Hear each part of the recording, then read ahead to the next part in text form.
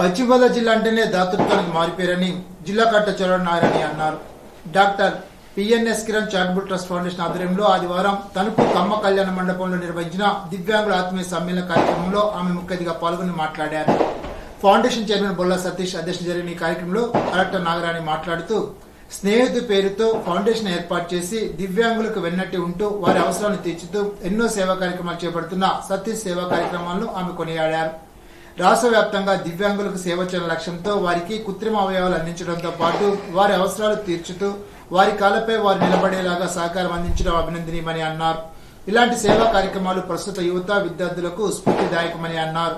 వారి కోసం కాకుండా పనుల కోసం బతికే వాళ్ళే నిజమైన మనుషులని చెప్పిన స్వామి వివేకానంద మాటలను స్ఫూర్తిగా తీసుకుని ఇలాంటి కార్యక్రమాలు చేపట్టడం సంతోషమని అన్నారు.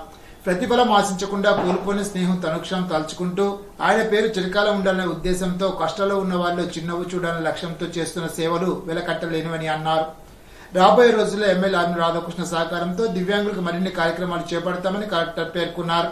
ఎమ్మెల్యే రాధాకృష్ణ సత్యమని ఆర్మిల్లి కృష్ణ తులసి మాట్లాడుతూ దివ్యాంగుల ఆత్మీయ సమ్మేళనం పేరుతో ఏర్పాటు చేసిన సంకల్పం 2025 కార్యక్రమం ద్వారా ఎంతో అద్భుతమైన అనుభూతి పొందగలిగానని చెప్పారు. తణుకు ప్రాంతంలో దాతృత్వం కలిగిన దాతలు ఉన్నారంటే గర్వకారణంగా ఉందని అన్నారు. భవిష్యత్తు తరాలకు ఇలాంటి సేవా కార్యక్రమాలు స్ఫూర్తిదాయకమని తెలిపారు. ప్రాంతం రాజకీయం వ్యత్యాసం లేకుండా దివ్యాంగులను ఒక చోట చేర్చి వారి అవసరాలు తీర్చే విధంగా చేసిన సేవా కార్యక్రమాలు అభినందనీయమని అన్నారు. కృత్రిమ అవయవాలు అందజేయడంతో పాటు ఉచిత వైద్య శిబిరం ఏర్పాటు చేయడం సంతోషకరమని అన్నారు. ఎమ్మెల్యే రాధాకృష్ణ న్యూజిలాండ్ నుండి దివ్యాంగులకు తన వీడియో సందేశాన్ని పంపారు. సుమారు 100 మందికి కృత్రిమ అవయవాలు అందజేశారు. కార్యక్రమంలో ఫౌండేషన్ సభ్యులు, కూటమి నాయకులు, కార్యకర్తలు పాల్గొన్నారు.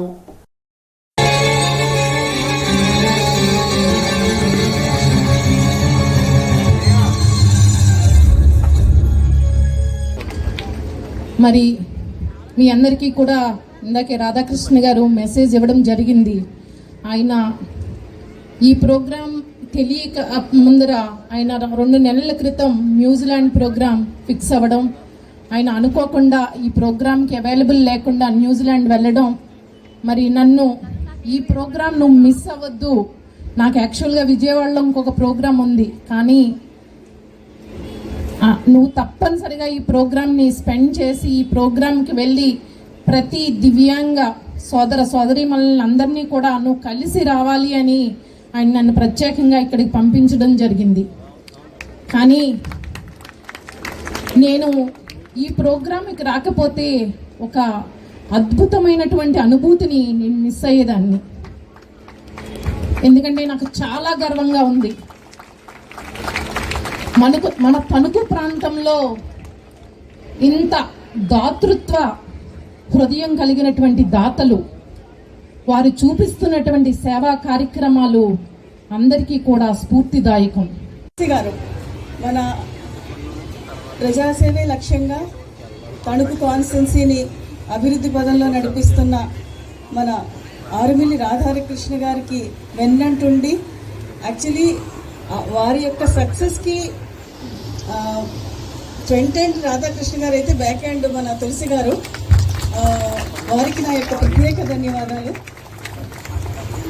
ఈ కార్యక్రమం రావడం నాకు చాలా సంతోషంగా ఉంది. ఎందుకంటే ఇక్కడ చేస్తున్న ఇంతమంది టీం వర్క్, సతీష్ గారు, వారి యొక్క మిత్ర బృందం, వారి గురువులు, వారి సహచరులు, వీరందరికీ కూడా దివ్యాంగులకి రాష్ట్ర వ్యాప్తంగా సేవలు అందించాలని చెప్పేసి ఒక సిస్టమేటిక్ మేనర్లో వారికి మెడికల్ అవసరాల దగ్గర నుంచి లైవ్లీహుడ్స్ వరకు ప్రతిదాన్ని అటెండ్ అయ్యి వారికి ప్రాస్థెటిక్ లెగ్స్ ఇప్పించి అవసరమైన ఎయిడ్స్ అన్నీ కూడా ఏర్పాటు చేయడం, వారి యొక్క టీం వర్క్ చూస్తుంటుంటే చాలా సంతోషంగా ఉంది, చాలా గర్వంగా ఉంది. మన పశ్చిమ గోదావరి జిల్లా అంటేనే దాతలకి మారు పేరు.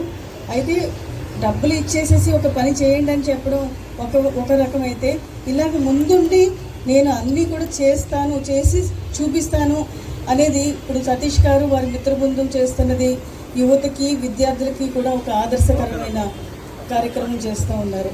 స్వామి వివేకానంద చెప్తారు, ఎవరైతే పరుల కోసం బతుకుతున్నారో వాళ్ళే నిజమైన మనుషులు, వాళ్ళదే నిజమైన జీవితం అని చెప్పేసి, ఎవరైతే వారి కోసం బతుకుతారో వాళ్ళు అసలు బతికున్నా కూడా చనిపోయినట్టు అని చెప్పేసేసి, ఇంత నిస్వార్థంగా వారికి ఒక ఏదో ఏమి ఆశించకుండా కేవలం వారి కోల్పోయిన స్నేహితుల్ని అనుక్షణం గుర్తు చేసుకుంటూ వారి యొక్క పేరు సమాజంలో చిరకాలం ఉండాలన్న ఉద్దేశంతో